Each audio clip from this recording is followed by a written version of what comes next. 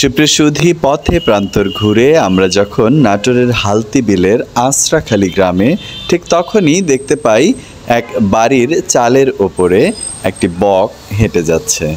খুব আগ্রহ হলো এই বক বাড়ির চালে কেন। আমরা জানতে কথা বলেছি ওই বাড়ির যে এই বক পালন করেন তার মায়ের সাথে এবং প্রতিবেশীদের সাথে। থেকে নিয়ে আসছে মানে যখন গাছ থেকে মানে বাচ্চা হয় তখন পড়ে গেছে নিচে, সে নিয়ে আসি ছোট থেকে মানুষ করছি। করতে গেলে এখন ওই যে মাছ খাওয়াইছে, ছোট থেকে খাওয়ায় এখন বড় করেছে। আমরা ডাকলে আসে না, কিন্তু আমার ছেলে ডাকলেই চলে আসে।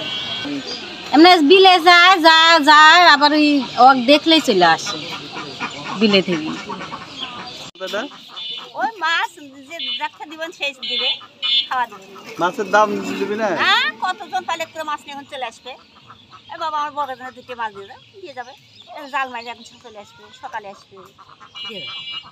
আমার ছেলে মাছ মারবে নিয়ে আসবে। চালের উপরে একটা বক দেখলাম, এটা কেমনে কি?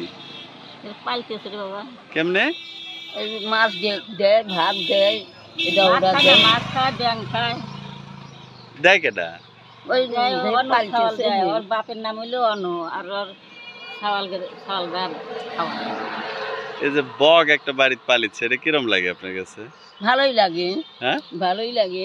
এই যে আমরা দেখো তোমার পুষছি, হ্যাঁ। ও তো ওই রকম ওরাও পুষতেছে। আচ্ছা, এই যে আমি দেখবা 5টা বেটা পালছি, বিটি পালছি, বেটারা যে গেছে চাকরি গেছে, এই ভালো লাগতেছে না যে হাঁটতেছি।